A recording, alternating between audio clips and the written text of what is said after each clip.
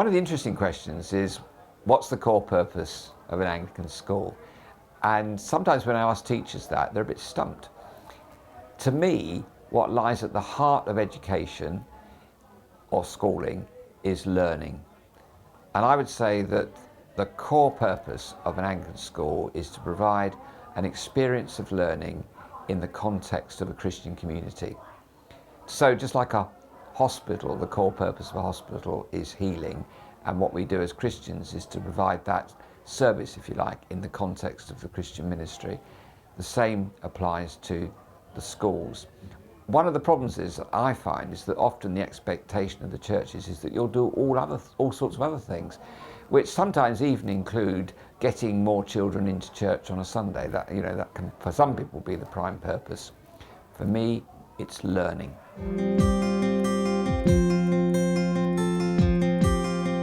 Some people therefore ask, well, is there a Christian way of learning?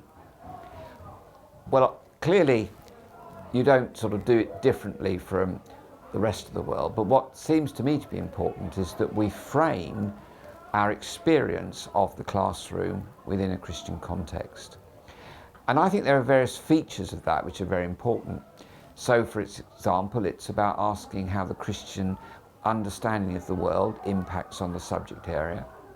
It's asking questions about how a young person experiencing learning in our school is going to be shaped in terms of themselves as a person, their character. I also think it's about learning to be a critical thinker, because it seems to me that God created us to be able to ask good questions. And I would hope that children coming out of an Anglican school, in their learning, know how to ask good questions. Too often we think it's just that they need to give us right answers.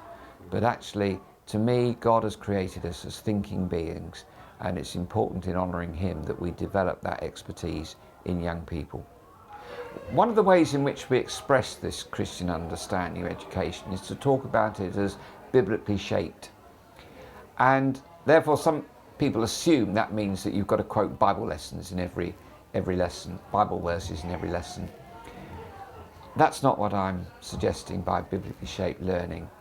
What we have in Scripture is a narrative of God's dealings with His people over many, many years. It's a story of how God interacts with the human race and with the people who are chosen by Him.